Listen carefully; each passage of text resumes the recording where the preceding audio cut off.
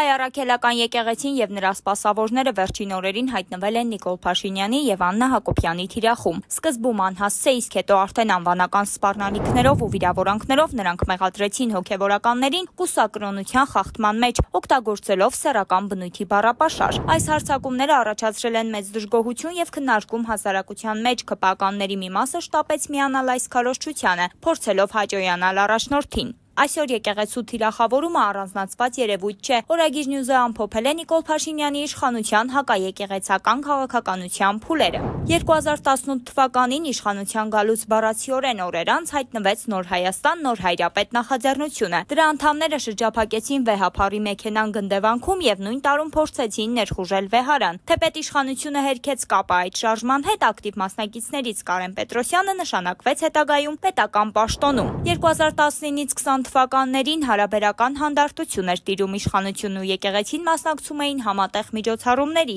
սակայն եկեղեցու դեմ բաց ակտերը կրկին սկսեցին հատկապես քննադատություններից հետո։ 2020 թվականի պատերազմից հետո հոգեվորականները վեհափառի գլխավորությամբ պահանջեցին Նիկոլ Փաշինյանի հրաժարականը։ Սա թերևս դարձավ հարաբերությունների վերջնական փլուզման մեկնարկը։ ՔՊ-ի իրական ու ֆեյք աջակիցները սկսեցին հարձակվել եկեղեցու վրա վարկաբեկման փորձերով։ 2023 թվականին Արցախի բռնազավթումից հետո եկեղեցին դատապարտեց Ադրբեջանի գործողությունները։ Ի պատասխան հանրայինը չհեռարձակեց վեհափառի ամանորյա ուղերձը, խախտելով անկախությունից ի վեր ձևավորված ավանդույթը։ Իսկ արդեն 2024 թվականին մեկնարկեց Տավուշի շարժումը, երբ Բագրատ Սրբազանը նախաձեռնեց Տավուշը հանուն հայրենիքի շարժումը ընդդեմ 4 գյուղերի հանձնման, իշխանությունը նորից թիրախավորում է եկեղեցուն։ Մեղադրանքներ հնչեցին, թե եկեղեցին չի վճարում հարկերը, փորձում է ստեղծել կրոնապետություն։ Հունիսի 28-ին Սարդարապատում բերետավորները խոչընդոտեցին կաթողիկոսի մուտքը հուշահամալիր։ Այսպիսով այս ամենը փաստում է մի բան՝ Փաշինյանի իշխանությունը հետևողական հակաեկեղեցական կուրս է վարում, եւ ամեն անգամ, երբ եկեղեցին բարձրաձայնում է պետական քաղաքականության վտանգավոր հետևանքների մասին, արձագանքը լինում է թիրախավորումը, վիրավորանքն ու մեկուսացումը։